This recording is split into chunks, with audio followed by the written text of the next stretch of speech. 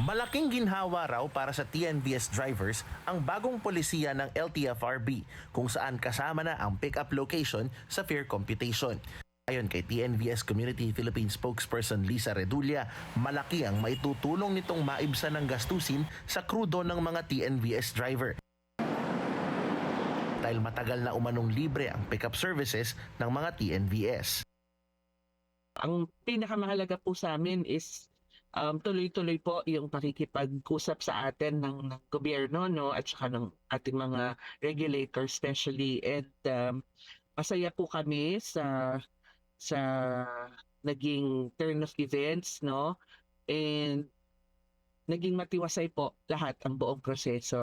Ayon sa LTFRB, layo ng nasabing polisiya na i-align ng komputasyon ng pamasahe sa totoong halaga ng ginagastos ng TNVS drivers at masigurong available ang mas maraming rides sa mas maraming lugar. Ayon pa sa TNVS Community PH, malaki rin ang maitutulong ng bagong fare system upang maibsan ng lugi bunsod ng pagpapababa sa surge pricing.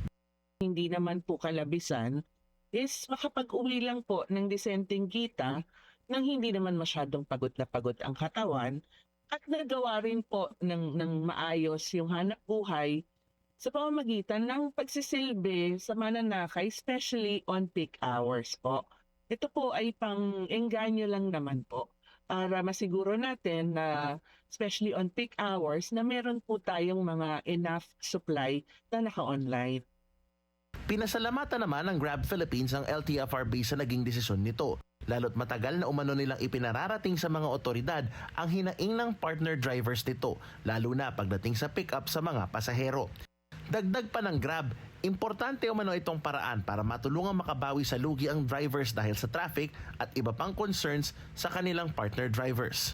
May tips ding ini-endorse ang TNVS community para sa mga mananakay na maaaring makaranas ng mahabang booking times ngayong holiday rush.